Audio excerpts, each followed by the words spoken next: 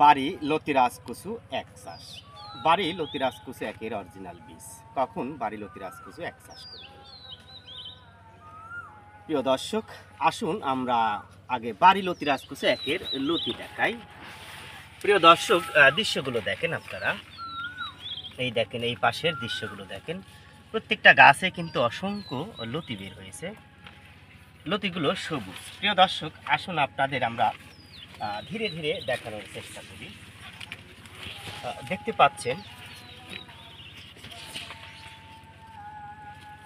বাংলাদেশে বর্তমানে বিভিন্ন জায়গায় বাড়ি লতিরাজ কচু এক চাষ হচ্ছে। তবে সে জাতটি আদৌ বাড়ি লতিরাজ কচু একের অরিজিনাল জাত কিনা সে প্রশ্ন থেকেই যায়। প্রিয় দর্শক, আপনাদের জাতটি দেখেন। এত লতি যেটা কল্পনার বাইরে। দেখেন, এই একটা লতি মোটামুটি 2 হাত লম্বা হয়েছে। এই দেখেন লতি, প্রত্যেকটা গাছে কিন্তু অসংখ্য লতি। কখন বাড়ি লতিরাজ কচু এক চাষ করবেন? প্রিয় দর্শক, বাড়ি লতিরাজ কচু এক চাষ সারা বছর করা যায়। তবে এ সময় যদি আপনি বাড়ি লতিরাজ কচু এক চাষ করেন, ভালো মানের বীজ হলে মোটামুটি 45 দিনের মধ্যেই লতি কম বেশি উৎপাদন করা যায়। দেখেন, এই পাশে দেখেন, এই পাশে দেখেন, সব দিকে কিন্তু একই দৃশ্য। প্রচুর পরিমাণে লতি রয়েছে। প্রিয় দর্শক, আপনারা দেখতে পাচ্ছেন। এই পাশে যদি দেখেন, প্রচুর পরিমাণে লতি এসেছে প্রত্যেকটা গাছে, এবং প্রত্যেকটা গাছে 3টা 4টা করে লতি কাটার মতন হয়ে গেছে। এই যে দেখেন, লতিগুলো সবুজ মানের লতি। এরকম লতি কোথাও দেখেছেন কিনা আমার জানা নাই। প্রিয় দর্শক, দেখেন, এই দিকে যদি আপনাদের একটু দেখাই, আরও আপনাদের ভালো লাগবে। দেখেন, সবটা গাছেই কিন্তু প্রচুর পরিমাণে লতি এসেছে।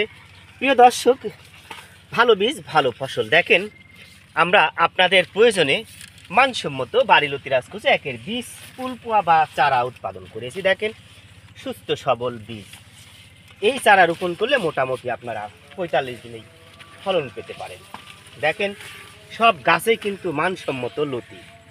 প্রিয় দর্শক, আপনারা দেখতে পাচ্ছেন, এই যে দেখেন, সব গাছে শুধু লতি আর লতি, এবং লতিগুলো এত মানসম্মত এবং সবুজ মানের লতি। এই লতির চাহিদা কিন্তু বাজারে ব্যাপক হয়ে থাকে। প্রিয় দর্শক, আপনারা দেখেন, সব গাছেই কিন্তু পর্যাপ্ত পরিমাণে লতি রয়েছে। এই দেখেন, এই পাশে যদি ভালোভাবে দেখেন তাহলে আরও কিন্তু দৃশ্য দেখতে পাবেন।